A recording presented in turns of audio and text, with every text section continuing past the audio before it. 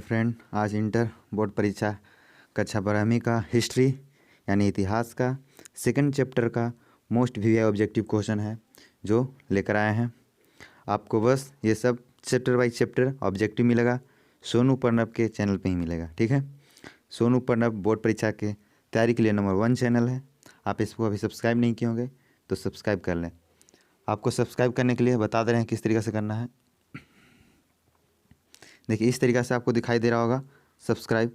तो आप सोनू प्रणब देखिए, जैसा कि यूट्यूब पे सर्च किया गया है सोनू प्रणब, तो देखिए इस तरीक़ा का इंटरफेस आपको दिखाई देता है। ठीक है, आपको जब सर्च कीजिएगा तो आपके मोबाइल में इस तरीका यहाँ रेड बटन दिखाई देगा। ठीक है, यहाँ जो सब्सक्राइब लिखा हुआ है रेड दिखाई देगा, इसको आप क्लिक करके ब्लैक कर लेना है, जो इस तरीक़ा से हो जाएगा। ठीक है, उसके बाद आपको साइड में एक घंटी दिखाई देगा। ठीक है, ये ऐसा घंटी दिखाई देगा, तो घंटी को पे क्लिक कीजिएगा तो आपका ऑप्शन आएगा ऑल नोटिफिकेशन ऑन कर, तो ऑल नोटिफिकेशन ऑन कर दीजिएगा तो आपको इस तरीका का घंटी दिखाने देने लगेगा। ठीक है, आपका बस काम हो गया, इतना ही करना है और कुछ नहीं करना।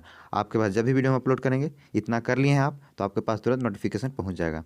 जो भी वीडियो अपलोड करेंगे सबसे पहले आप लोग के पास ये वीडियो का नोटिफिकेशन पहुँच जाएगा, आप क्लास शुरू कर दीजिएगा। ठीक है, आप इतना काम नहीं किए तो अभी कर लीजिए। ठीक है, उसके बाद हम आपको इस चैनल पर पॉलिटिकल साइंस, ज्योग्राफी का, हिस्ट्री का हो गया, हिस्ट्री का फर्स्ट चैप्टर हो गया, सेकंड चैप्टर लेकर आ रहे हैं। ठीक है, तो इसमें most VI chapter by chapter अभी सीरीज चल रहा है। पूरा चैप्टर कंप्लीट कराने के बाद टेस्ट होगा आपका, उसके बाद मॉडल सेट होगा, प्रीवियस ईयर क्वेश्चन होगा, सबका प्रैक्टिस होगा। ठीक है, तो बस आप इस चैनल पर बने रहें, आपको बिल्कुल फ्री होगा, कोई पैसा नहीं, कोई किसी चीज़ का पैसा नहीं लगेगा, बिल्कुल मुफ्त में फ्री में होगा आपका। ठीक है, वो बेहतरीन तैयारी होगा। बस इस चैनल को आप सब्सक्राइब कर लें और बेल आइकन दबा दीजिएगा ताकि जो भी वीडियो अपलोड करें सबसे पहले आप तक पहुंचे। ठीक है, तो चलिए वीडियो को शुरू करते हैं। जितना ज़्यादा से ज़्यादा शेयर कीजिएगा ताकि सब लोग के पास जाए, और जितना जल्दी आप चैनल को सब्सक्राइब करवाइएगा करिएगा तो आपको जितना जल्दी ही लाइव क्लास भी प्रोवाइड होने वाला है। बस ये डिपेंड करता है आप लोग पे कि आप कितना जल्दी चैनल को सब्सक्राइब करते हैं, करवाते हैं। ठीक है, और कितना ज़्यादा से ज़्यादा शेयर करते हैं, उसके बाद आपके लिए लाइव क्लास प्रोवाइड होगा। ठीक है, चलिए लाइव आपको टेस्ट मारेंगे, सेट का प्रैक्टिस करवाएंगे। ठीक है, चलिए तो देखते हैं इस क्वेश्चन में क्या क्या इस चैप्टर में क्वेश्चन है, इस क्वेश्चन को। ठीक है, चलिए जैसे एक मोटिवेशनल है, क्या है, तेरे जीवन में अगर पढ़ाई का घोल होगा तभी ही तेरे इस जीवन का कोई मोल होगा, वरना कुछ नहीं होगा। ठीक है, क्या बता रहा है, तेरे जीवन में अगर पढ़ाई का घोल होगा तभी ही तेरे जीवन का कोई मोल होगा। आप पढ़िएगा तभी आपका कोई वैल्यू देगा, नहीं पढ़िएगा कोई आपको वैल्यू नहीं देगा। आप इधर इधर घूमते चलिएगा, कोई आपको इज्जत प्रतिष्ठा कुछ भी नहीं देगा। ठीक है, इसलिए आप पढ़िएगा तभी आपको सब कोई मोल देगा। ठीक है, ठीक है, तो इसीलिए बताया जा रहा है कि तेरे जीवन में अगर पढ़ाई का घोल होगा तभी ही तेरे इस जीवन का कोई मोल होगा, नहीं तो कोई मोल नहीं है जीवन का तुम्हारा। ठीक है, जब तक पढ़ाई नहीं है। तो चलिए पढ़ाई शुरू करते हैं। ये फर्स्ट चैप्टर है हम लोग का क्लास 12 का, जो हिस्ट्री इतिहास का चैप्टर 2 है, सॉरी फर्स्ट नहीं 2 है, जो कि फर्स्ट हम लोग कंप्लीट करवा चुके हैं, उसका डिस्क्रिप्शन में लिंक आपको मिल जाएगा। तो राजा, किसान और नगर, इस चैप्टर का नाम क्या है, राजा किसान और नगर। ठीक है, ये नाम है। तो इस चैप्टर में क्या क्या वीआई ऑब्जेक्टिव क्वेश्चन हो सकता है, चलिए देखते हैं। पहला क्वेश्चन ये रहा आपके सामने, क्षेमेंद्र की रचना कौन सी है, क्षेमेंद्र की रचना कौन सी है। ए मुद्रा राक्षस, बी अर्थशास्त्र, सी बृहत कथा मंजरी, डी कथा सरित सागर। इसका आंसर क्या होगा, चलिए आंसर कीजिए। चलिए हाईलाइट पेन ले लेते हैं ताकि करने में आसानी होगा। चलिए इसका आंसर क्या होगा, तो इसका आंसर सी हो जाएगा, बृहत कथा मंजरी। ठीक है, इसका आंसर क्या हो जाएगा, सी बृहत कथा मंजरी। चलिए नेक्स्ट क्वेश्चन, इंडिका किसकी रचना है, मोस्ट वीआई ऑब्जेक्टिव क्वेश्चन है, ये बोर्ड में रिपीट क्वेश्चन है, पूछा ही जाता है। इंडिका किसकी रचना है, मोस्ट वीआई ऑब्जेक्टिव क्वेश्चन है। ठीक है, ए चाणक्य, बी मेगास्थनीज, सी हर्षवर्धन, डी कालिदास। ठीक है, इसका आंसर क्या होगा, इसका आंसर क्या होगा, तो इसका आंसर क्या हो जाएगा, इसका आंसर बी हो जाएगा, मेगास्थनीज। इसका आंसर क्या हो जाएगा, बी मेगास्थनीज। ठीक है, चलिए नेक्स्ट क्वेश्चन, किस गुप्त शासक को लिच्छवी दोहित्र कहा जाता है, Samudragupta, B Chandragupta, D Kumaragupta, D Skandagupta. इसका आंसर कीजिए फास्ट, क्या होगा, मोस्ट वीआई ऑब्जेक्टिव क्वेश्चन है। तो इसका आंसर क्या होगा, इसका आंसर ए हो जाएगा, समुद्रगुप्त। इसका आंसर क्या हो जाएगा, ए समुद्रगुप्त। ठीक है, समुद्रगुप्त। चलिए नेक्स्ट क्वेश्चन देखते हैं, गुप्त काल में हस्ती सेना का प्रधान को क्या कहते हैं? गुप्त काल में हस्ती सेना का प्रधान को क्या कहते हैं? महासंधि विग्रही, महाविष्पति, महालिप्लुपति, महाधिकृपति, धिकृत। ठीक है, चलिए ABCD क्या आंसर होगा? 4 नंबर का, 4 नंबर का क्या होगा? इसका आंसर सी हो जाएगा महालिलुपति। ठीक है, चलिए महापीलुपति। चलिए नेक्स्ट क्वेश्चन, निम्न में से महिला संत थी? 5 नंबर का आंसर कीजिए। निम्न में से महिला संत थी? मीरा, अंडाल, क्राइकल, डी इनमें से सभी। ठीक है, इनमें से सभी। चलिए आंसर कीजिए, इसका आंसर क्या होगा? इसमें महिला संत कौन कौन थी? तो इसका आंसर डी हो जाए, इनमें से सभी। सभी ये महिला संत थी। मीरा थी कृष्ण की, क्राइकल थी शिव की, अंडाल थी विष्णु की। ठीक है, इस तरीक़ा से तो सब भक्त के बाद भक्ति करती थी। ठीक है, तो ये तीनों क्या थी? संत थी, महिला संत थी। ठीक है, इनमें से सभी हो जाएगा। धम्मा की शुरुआत किसने की थी? धम्मा की मोस्ट VVI ऑब्जेक्टिव क्वेश्चन है। मोस्ट VVI ऑब्जेक्टिव क्वेश्चन, धम्मा की शुरुआत किसने की थी? ए चंद्रगुप्त मौर्य, बी चंद्रगुप्त विक्रमादित्य, सी अशोक, डी कनिष्ठ। 6ठा नंबर का कीजिए क्वेश्चन। तो 6ठा का क्या हो जाएगा? 6ठा का सी हो जाएगा, अशोक ने किए थे। धम्मा का शुरुआत किसने किए थे? अशोक ने किए थे। चलिए ठीक है, नेक्स्ट क्वेश्चन, समुद्रगुप्त की तुलना किस यूरोपीय शासक से की जाती है? Most VVI objective question, board में रिपीट क्वेश्चन है, बोर्ड में पूछा गया है, कितना बार बोर्ड में पूछा गया है। ठीक है, इसलिए ध्यान से देखिएगा। A Hitler, B Napoleon, C Bismarck, D Mussolini. ठीक है, चलिए इसका आंसर कीजिए फास्ट, इसका आंसर कीजिए फास्ट। आप देखिए कि कितना में आप कितना सही करते हैं। लास्ट में कमेंट करके बताइए कितना में कितना सही करता है। अभी फिलहाल के लिए इसको कमेंट बताइए, ए होगा, बी होगा, सी होगा, डी होगा, क्या होगा? ठीक है, तो इसका आंसर क्या हो जाएगा? तो इसका आंसर बी हो जाएगा, नेपोलियन। इसका आंसर बी हो जाएगा, नेपोलियन। ठीक है, कौन हो जाएगा? B, Napoleon. चलिए नेक्स्ट क्वेश्चन, मौर्य वंश के संस्थापक कौन थे? मोस्ट VVI ऑब्जेक्टिव क्वेश्चन है, एकदम मोस्ट VVI ऑब्जेक्टिव क्वेश्चन ये सब है। मौर्य वंश का संस्थापक कौन है? ए चंद्रगुप्त, बी बिंदुसार, सी अशोक, डी कुणाल। इसका आंसर क्या होगा? मोस्ट VVI ऑब्जेक्टिव क्वेश्चन और इजी क्वेश्चन भी है। इसका आंसर क्या होगा? 8 नंबर का। तो इसका आंसर हो जाएगा ए चंद्रगुप्त मौर्य। ठीक है, ये मौर्य वंश का, इनका पूरा नाम था चंद्रगुप्त मौर्य, यही चंद्रगुप्त ही मौर्य वंश का संस्थापक थे। ठीक है, 8 नंबर 9 नंबर में, चंद्रगुप्त की मृत्यु कहाँ हुई थी? ए पाटलिपुत्र, बी तक्षशिला, सी श्रवणबेलगोला, डी उज्जैनी। इसका आंसर क्या होगा? 9 नंबर का। ठीक है, 9 नंबर का आंसर क्या होगा? 9 नंबर का आंसर सी हो जाएगा, श्रवणबेलगोला। ठीक है, मोस्ट VVI ऑब्जेक्टिव क्वेश्चन है। ठीक है, चंद्रगुप्त मौर्य किस धर्म को मानने वाला था? ए बौद्ध, बी जैन, सी शैव धर्म, डी वैष्णव धर्म। चंद्रगुप्त मौर्य किस धर्म को मानता था? जल्दी आंसर कीजिए, मोस्ट VVI ऑब्जेक्टिव क्वेश्चन ये सब है आपके लिए। इसका आंसर क्या होगा? तो इसका आंसर बी हो जाएगा, जैन धर्म, जैन धर्म को। ठीक है, जैन धर्म को। चलिए नेक्स्ट क्वेश्चन, मौर्य वंश का अंतिम राजा कौन था? ये भी मोस्ट VVI ऑब्जेक्टिव क्वेश्चन है। अशोक, कुणाल, संपत्ति, बृहद्रथ। ठीक है, आंसर कीजिए, 11 नंबर का क्या होगा? तो 11 नंबर का डी हो जाएगा, बृहद्रथ। ठीक है, चलिए नेक्स्ट क्वेश्चन, मौर्यकालीन टकसाल का प्रधान कौन होता है? कोषाध्यक्ष, मुद्राध्यक्ष, पाण्याध्यक्ष, लवणाध्यक्ष। इसका आंसर क्या होगा?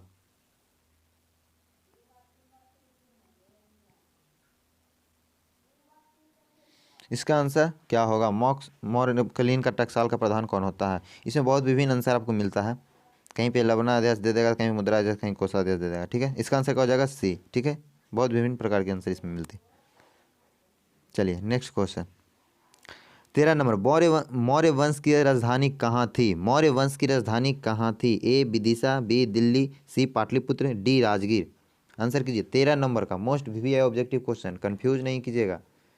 क्वेश्चन देखिए, मौर्य वंश की राजधानी कहाँ थी पूछ रहा है। ठीक है, इसका आंसर क्या होगा 13 नंबर का? तो 13 नंबर का आंसर सी हो जाएगा, पाटलिपुत्र। पाटलिपुत्र। ठीक है, पाटलिपुत्र। मौर्यकालीन कलिंग राज की स्थित कहाँ है? मौर्यकालीन कलिंग राज कहाँ स्थित है? ठीक है, ए बिहार में, बी बंगाल में, सी उड़ीसा में, डी मध्य प्रदेश में। पूछा गया क्वेश्चन है, बोर्ड एग्जाम में पूछा गया क्वेश्चन है, मोस्ट VVI ऑब्जेक्टिव क्वेश्चन है, ध्यान से देखिएगा। मौर्यकालीन कलिंग राज कहाँ स्थित है? ABCD क्या होगा? तो इसका आंसर क्या हो जाएगा? सी उड़ीसा में, ठीक है, उड़ीसा में स्थित है। मौर्य प्रशासन में सहमर्ता कौन था? ए केंद्रीय मंत्री, बी राजकीय सह कर संग्रह अधिकारी, सी मुद्रा न्यायाधीश, डी अंतपुर का रक्षक। इसका आंसर क्या होगा? ए बी सी डी, क्या होगा आंसर 15 नंबर का? तो 15 नंबर का आंसर हो जाएगा बी राजकीय कर संग्रह अधिकारी, ठीक है। चलिए नेक्स्ट क्वेश्चन। मौर्य काल में बाह्यदेह क्या है? बाह्यदेह क्या है? ए पशुदान, बी धनदान, सी भूमिदान, डी कृषिदान। 16 नंबर का क्या होगा? 16 नंबर का आंसर क्या हो जाएगा? तो 16 नंबर का आंसर सी हो जाएगा भूमिदान, ठीक है, भूमिदान। मौर्य काल में बाह्यदेह का क्या था? भूमिदान, ठीक है, याद रखिएगा। चलिए नेक्स्ट क्वेश्चन 17 नंबर में, अशोक का व्यक्तिगत धर्म क्या था? मोस्ट भी ऑब्जेक्टिव, कंफ्यूज मत कीजिए। बहुत सारे लोग इसमें क्या मार देते हैं? जैन धर्म मार देते हैं, लेकिन आप कंफ्यूज मत कीजिए। इसका आंसर बताइए क्या होगा? इसका आंसर क्या होगा? जैन, बौद्ध धर्म, जैन धर्म, शैव धर्म, वैष्णव धर्म। तो इसका आंसर ए हो जाएगा बौद्ध धर्म, ठीक है। इसका आंसर क्या हो जाएगा? ए बौद्ध धर्म। जो अशोक थे उसका व्यक्तिगत धर्म क्या था? बौद्ध धर्म। चलिए नेक्स्ट क्वेश्चन। अशोक ने महेंद्र और संघमित्र को धर्म प्रचार के लिए किस देश में भेजा था? ए जापान, बी मिस्र, सी बर्मा, डी सिन्हलद्वीप। ठीक है, इसका आंसर कीजिए फास्ट। बहुत लोग इसमें कंफ्यूज करेंगे, ठीक है। आपका कंफ्यूजन आज हम अभी ही दूर कर देते हैं, ठीक है। कंफ्यूज करने की ज़रूरत नहीं है, बस आप इस चैनल पे बने रहें। आपको कहीं कुछ जाने की ज़रूरत नहीं है। मोस्ट भी ऑब्जेक्टिव क्वेश्चन पूरी तरीक़े से फुल्ली कंप्लीट इस पे आपकी 12th क्लास की होगी, ठीक है। चलिए, तो इसका आंसर क्या हो जाएगा? इसका आंसर डी हो जाएगा सिन्हल द्वीप। बोलिएगा सिन्हल द्वीप क्या है सर? तो सिन्हल द्वीप क्या है? श्रीलंका को ही सिन्हल द्वीप बोला जाता है, ठीक है। तो श्रीलंका ही भेजे थे अशोक महेंद्र को और संघमित्र को धर्म प्रचार के लिए। कहाँ भेजे थे? श्रीलंका भेजे थे। लेकिन इसी को सिन्हल द्वीप कहते हैं। वहाँ सिन्हल भाषा बोला जाता था श्रीलंका में, इसलिए वहाँ, और द्वीप जैसा था, छोटा सा समुद्र के एकदम भारत के लगे नीचे है, इसलिए उसको सिन्हल द्वीप के भी नाम से जाना जाता था। इसलिए वहाँ अभी ऑप्शन में श्रीलंका नहीं दिया, सिन्हल द्वीप था, तो वही श्रीलंका बोले चाहे सिन्हल द्वीप, दोनों एक ही है, ठीक है, समझ गए। तो सिन्हल द्वीप होगा आंसर, ठीक है, या श्रीलंका रहेगा तो श्रीलंका होगा, ठीक है। अशोक किस वंश का शासक था? 19 नंबर में, अशोक किस वंश का शासक था? ए नंद वंश, बी मौर्य वंश, सी गुप्त वंश, डी चोल वंश। इसका आंसर क्या होगा? तो इसका आंसर क्या हो जाएगा? इसका आंसर बी हो जाएगा मौर्य वंश का। अशोक मौर्य वंश का शासक था। चलिए, अशोक कौन से बौद्ध भिक्षु के प्रभाव में आकर बौद्ध धर्म का समर्थक बन गए? ए उपगुप्त, बी उपाली, सी राधागुप्त, और डी नागसेन। इसका आंसर क्या होगा? 20 नंबर का आंसर क्या होगा? तो 20 नंबर का आंसर ए हो जाएगा उपगुप्त, ठीक है, उपगुप्त थे, ठीक है, उपगुप्त। चलिए नेक्स्ट क्वेश्चन। राजगिरी की नगर वधु का नाम क्या था? माधवी, अम्पाली, तिस्र रक्षिता, सालवती। इसका आंसर क्या होगा? राजगिरी के नगर वधु क्या थे, कौन थे? तो आपको कहीं कहीं पे ये भी मिल जाएगा, सालवती भी मिल जाएगा, लेकिन इसका अम्बाली होगा, ठीक है, अम्बाली। कहीं पे कहीं आपको सालीवती भी मिलेगा देखने के लिए, ठीक है। ये अम्बाली जो कि वैशाली के नगरवधु थी, ठीक है। राजगिरी की नगरवधु वही होगी, ठीक है, क्योंकि उसमें जो राजगिरी था पूरा में फैला हुआ था, जो मगध साम्राज्य में आता था, ठीक है। चंद्रगुप्त मौर्य के काल में कालिंग की राजधानी थी। चंद्रगुप्त मौर्य के काल में कालिंग की राजधानी थी। ए तक्षशिला, बी उज्जैनी, सी तोसाली, डी पाटलिपुत्रा। 23 नंबर का आंसर क्या होगा? 23 नंबर का आंसर सी हो जाएगा तोसाली, ठीक है, तोसली या तोसाली, ठीक है। चलिए नेक्स्ट क्वेश्चन। आर्यभट्ट कहाँ का वासी था? आर्यभट्ट कहाँ का वासी था? ए मालवा, बी कश्मीर, सी तक्षशिला, डी पटना। आर्यभट्ट कहाँ का था? आंसर कीजिए इसका फास्ट। इसका आंसर क्या होगा? इसका आंसर डी हो जाएगा पटना। पटना के था आर्यभट्ट। कहाँ का था? पटना का। द्वितीय नगरीकरण के नगरों को क्या कहा जाता है? ताम्र युग, कांस्य युग, लौह युग, इनमें से कोई नहीं। द्वितीय नगरीकरण नगरों को क्या कहा जाता है? आंसर कीजिए इसका फास्ट। 25 नंबर का। द्वितीय नगरीकरण के नगरों के क्या कहा जाता है? तो लौह युग्न, सी लौह युग्न नगर, ठीक है। चलिए 26 नंबर। भारत का प्राचीनतम ज्ञात अभिलेख कौन सा है? सारनाथ का अभिलेख, गिरिनाथ का अभिलेख, बोगजाई कोई का अभिलेख, मथुरा का अभिलेख। सबसे प्राचीनतम तो इसका आंसर क्या हो जाएगा? तो इसका आंसर ए सारनाथ का अभिलेख, ठीक है, सॉरी सी बोगजाईकोई का अभिलेख, ठीक है। चलिए नेक्स्ट क्वेश्चन।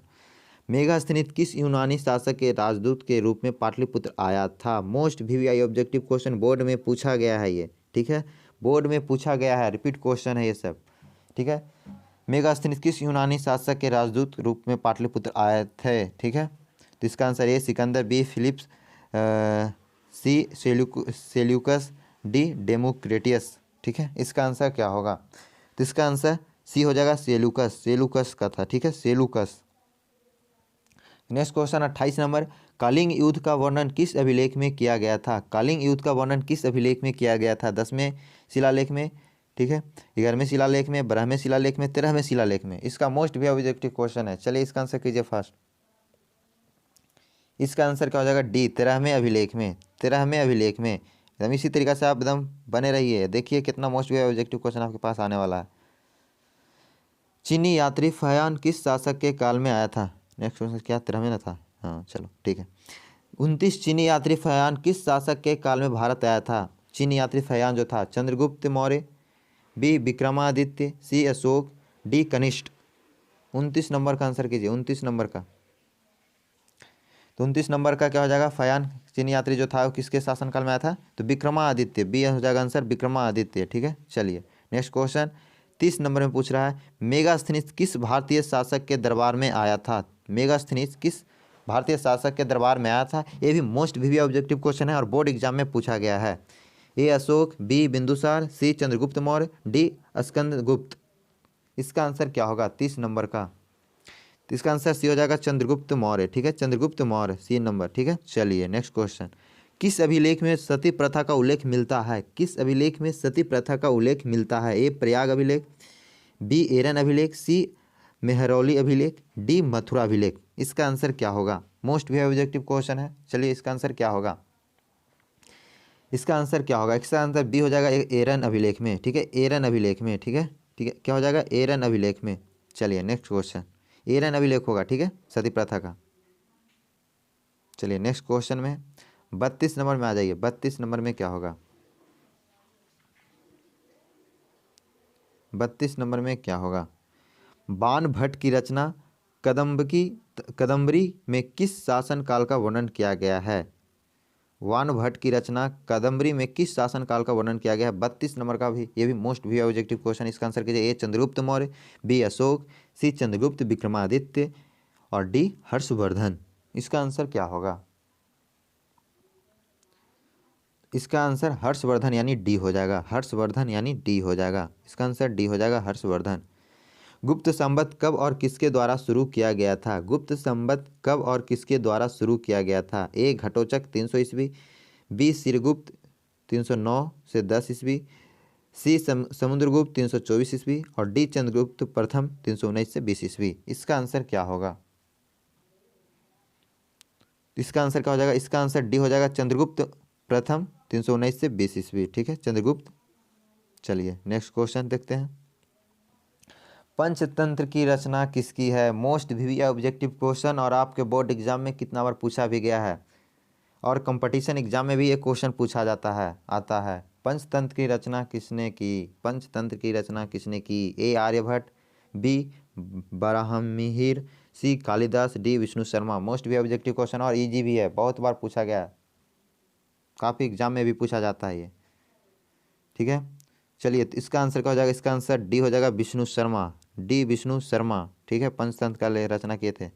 चलिए 35 नंबर में, प्राचीन नालंदा विश्वविद्यालय के संस्थापक कौन थे? ए अशोक, बी समुद्रगुप्त, सी स्कंदगुप्त और डी कुमारगुप्त। इसका आंसर क्या होगा? चलिए इसका आंसर कीजिए। तो इसका आंसर क्या होगा? मोस्ट भी ऑब्जेक्टिव क्वेश्चन है सब, ठीक है। तो इसका आंसर क्या होगा? कुमारगुप्त। क्या होगा? कुमारगुप्त, ठीक है, कुमारगुप्त। चलिए नेक्स्ट क्वेश्चन। भारतीय इतिहास का कौन सा काल स्वर्ण काल कहलाता है? मोस्ट वीवीआई ऑब्जेक्टिव क्वेश्चन, एकदम बोर्ड में पूछा गया क्वेश्चन ये सब है, ठीक है। ए मौर्य काल, बी गुप्त काल, सी मुगल काल, डी अंग्रेज का काल। कौन सा काल को स्वर्ण काल के नाम से जाना जाता है? तो इसका आंसर क्या होगा? तो इसका आंसर बी गुप्त काल हो जाएगा, ठीक है, गुप्त काल को जाना जाता है।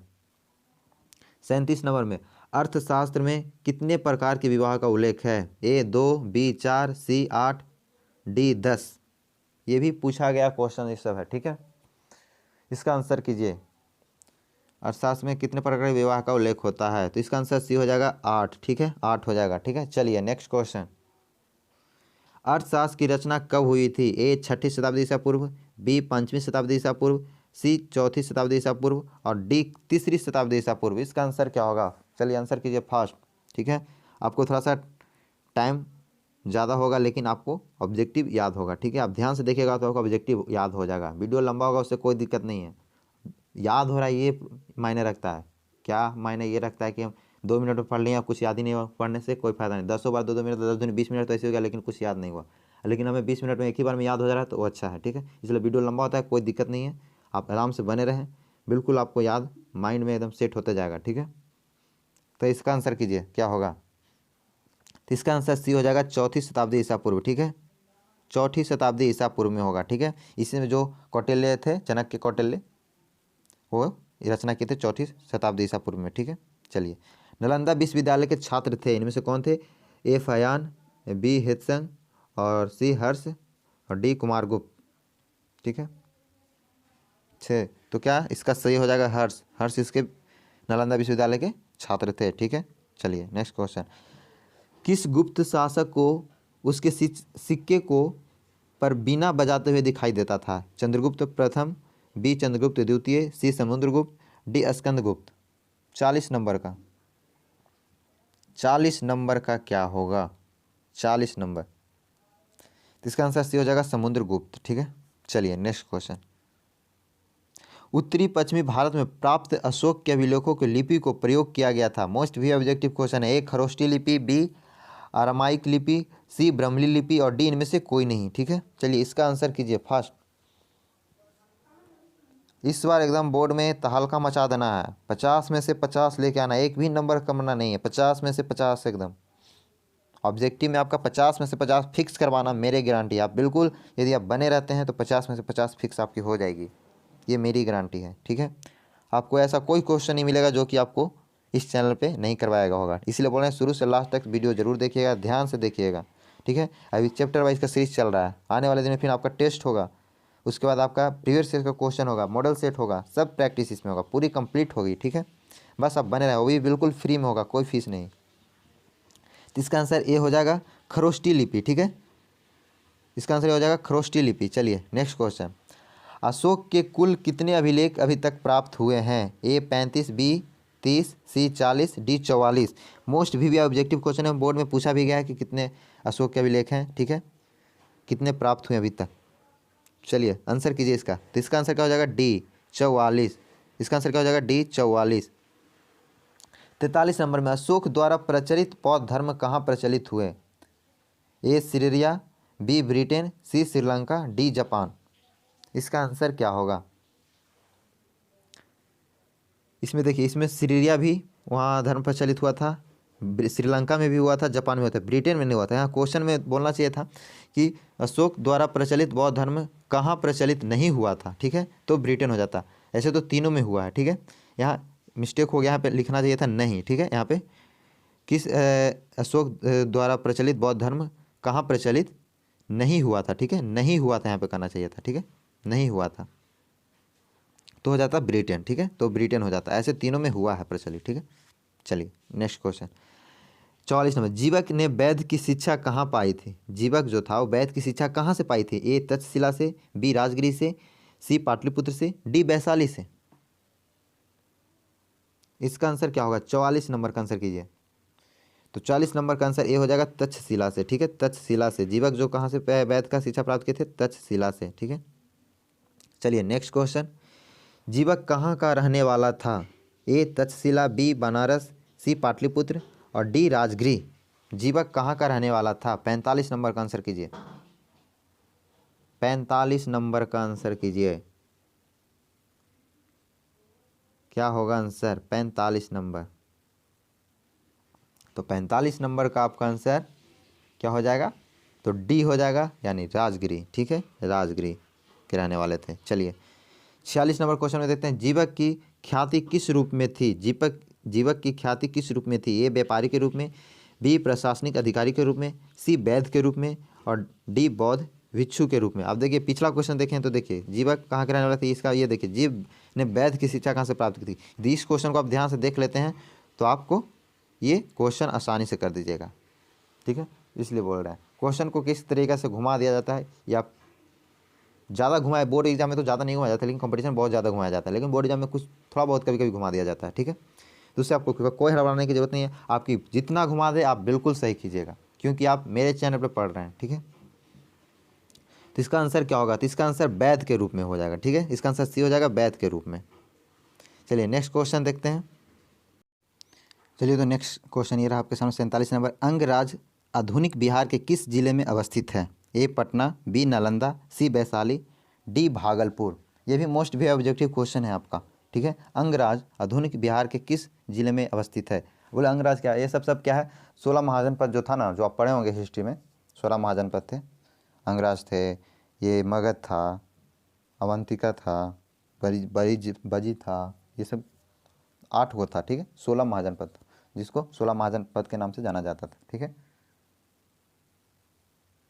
उसी में से अंगराज एक भी था, जो कि आधुनिक बिहार के अभी किस जिले में स्थित है, ये आपका क्वेश्चन है। आंसर कीजिए। ए पटना, बी नालंदा, सी वैशाली, डी भागलपुर। इसका आंसर क्या होगा? इसका आंसर डी हो जाएगा, भागलपुर, ठीक है। चलिए इसमें हाईलाइट पेन ले लेते हैं।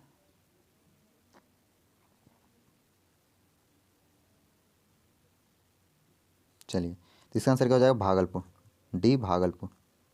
चलिए 48 नंबर में बिंबिसार का संबंध किस वंश से था? ये भी मोस्ट भी ऑब्जेक्टिव क्वेश्चन है, ठीक है।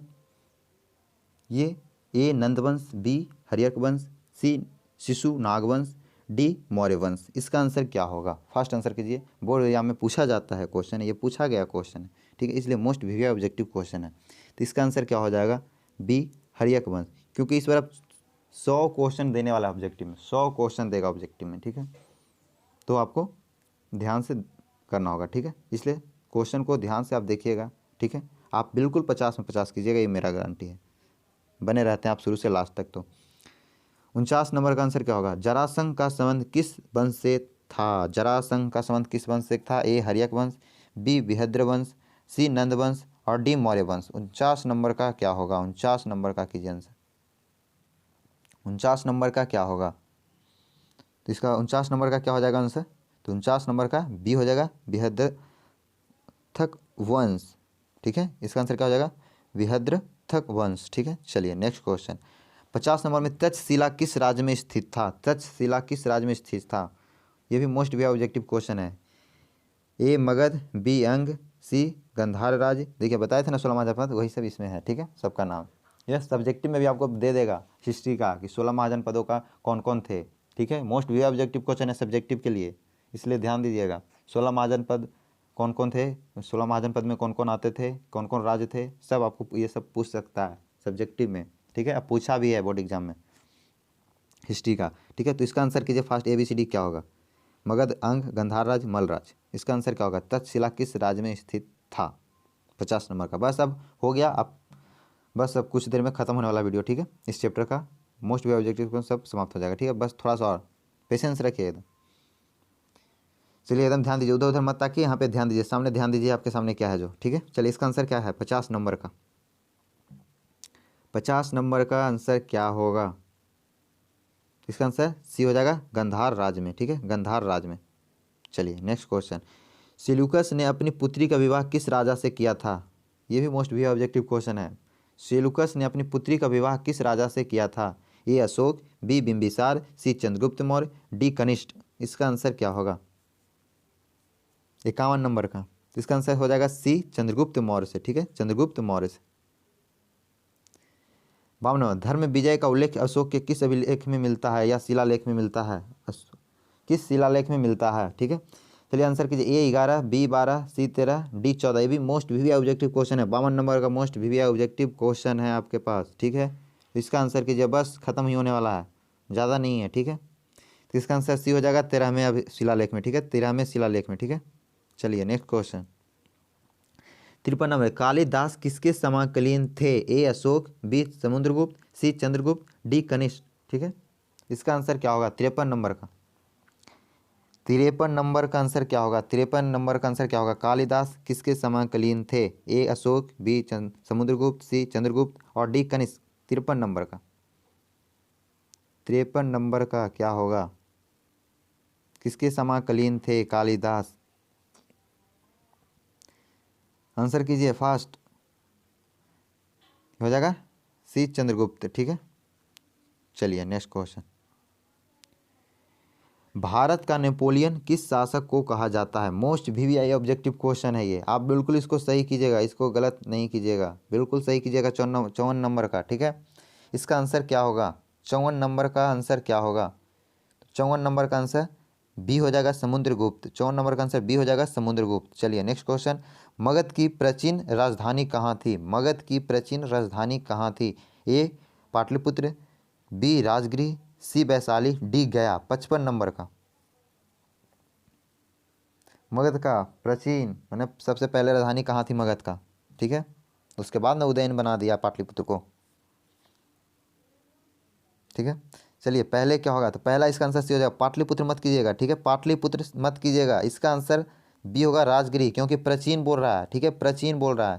ठीक है, उसके बाद अब वो जो उदयन आया था, उसके बाद उदयन बनाया था पटना पाटलिपुत्र को। ठीक है, ये प्राचीन पूछेगा तो राजगृह ही होगा, कन्फ्यूज मत कीजिएगा, गलत मत कर दीजिएगा। ठीक है, मगध प्राचीन राजधानी पूछेगा तो राजगृह था। मगध का प्राचीन राजधानी कहाँ था? राजगृह में राजधानी बनाया था। ठीक है, उसके बाद उदयन आया था, वो पाटलिपुत्र को बनाया था। ठीक है, तो चलिए 55 नंबर का हो गया, 55 नंबर का हो गया। 56 नंबर का क्या होगा? चलिए देखते हैं 56 नंबर का क्वेश्चन क्या होगा। मगध का प्राचीनतम राजवंश कौन था? मगध का प्राचीनतम राजवंश कौन था? ए नंदवंश, बी मौर्य वंश, सी हर्यक वंश और डी शिशुनाग वंश। इसका आंसर क्या होगा 56 नंबर का? 56 नंबर का आंसर क्या होगा? मगध का प्राचीनतम राजवंश कौन था? तो इसका आंसर सी हो जाएगा हर्यक वंश। ठीक है, हर्यक वंश। ठीक है, चलिए नेक्स्ट क्वेश्चन। पाटलिपुत्र को किस राजा ने सर्वप्रथम अपनी राजधानी बनाई थी? पाटलिपुत्र को किस राजा ने सर्वप्रथम अपनी राजधानी बनाई थी? ए बिंबिसार, बी अजातशत्रु, सी उदयन और डी महापद्मंद। ठीक है, महापादमंद। ठीक है, अभी आप सुने होंगे, अभी जो हम बोल रहे थे वो सुने होंगे, तो आप बिल्कुल इसको सही कर दीजिएगा, बिल्कुल आंख बंद करके इसको सही कर दीजिएगा। अभी आप जो सुने होंगे हम बता रहे थे, जिस पे डिस्कशन कर रहे थे, ये क्वेश्चन पर जो डिस्कशन कर रहे थे कि मगध का प्राचीनतम, ये वाला क्वेश्चन था 55 नंबर का, मगध का प्राचीन राजधानी कहाँ था, ये क्वेश्चन पे जो डिस्कशन किए थे, यदि आप ये सुन लिए होंगे तो आप इसको बिल्कुल सही कीजिएगा।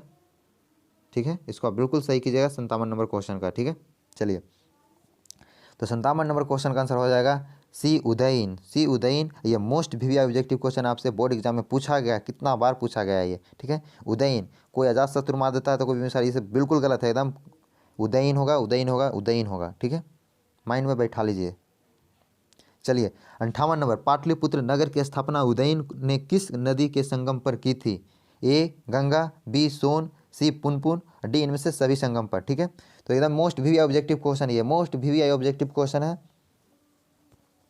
मोस्ट वी ऑब्जेक्टिव क्वेश्चन है, पूछा गया बोर्ड में, बहुत रिपीट किया गया इस क्वेश्चन को। ठीक है, इसको आंसर बिल्कुल सही कीजिए, माइंड में एकदम सेट कर लीजिए। तो इसका आंसर क्या हो जाएगा? इसका आंसर डी हो जाएगा, डी हो जाएगा इनमें सभी संगम पे। ठीक है, क्योंकि देखिए पटना में सोन नदी भी, पुनपुन नदी, गंगा नदी, तीनों नदी जाती है। ठीक है, इसमें तीनों के संगम पे स्थापना किया था। ठीक है, इतना ध्यान रखिएगा कि पटना में सोन नदी भी था, पुनपुन नदी भी है, गंगा नदी भी, आराम से होगा, सही कर दीजिएगा। ठीक है, कन्फ्यूज़ करने की कोई चांस ही नहीं है।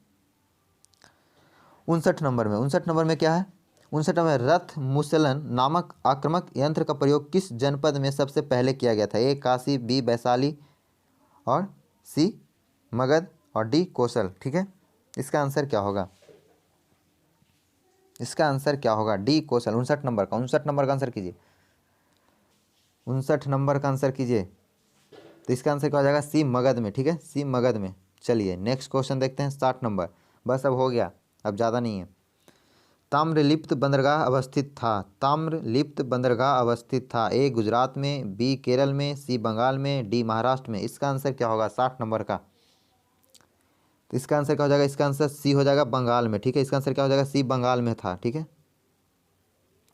61 नंबर, इलाहाबाद प्रस्ती का लेखक कौन है? इलाहाबाद प्रस्ती का लेखक है कौन है? ए कालिदास, बी शूद्रक, सी हरिसेन, डी रविकृत। यदि इलाहाबाद की जगह पे हम यदि यहाँ पे प्रयाग कर दें तो आप सही कर सकते हैं, लेकिन इलाहाबाद में थोड़ा सा कोई कन्फ्यूजन होगा तो आपका वो भी कन्फ्यूजन हम दूर कर देंगे। इसीलिए तो आपको इस तरीक़ा से क्वेश्चन लाते हैं कि ताकि कोई कन्फ्यूजन बोर्ड में किसी तरीक़े से घुमा के दे दे तो भी आप सही कीजिएगा, ठीक है। इलाहाबाद, इसका नाम हाल फिलहाल में क्या रख दिया गया है, प्रयागराज, ठीक है। तो इसे याद समझिए, प्रयाग प्रस्ती का लेखक कौन था, या इलाहाबाद प्रस्ती का लेखक कौन था, तो क्या हो जाएगा, सी हो जाएगा, हरिसेन। एकदम कन्फर्म हो जाएगा, एकदम कन्फर्म रहिए, माइंड में एकदम सेट कर लीजिए, चाहे इलाहाबाद प्रस्ती पूछ दे चाहे प्रयाग प्रस्ती पूछ दे, ठीक है, हरिसेन होगा, दोनों एक ही है।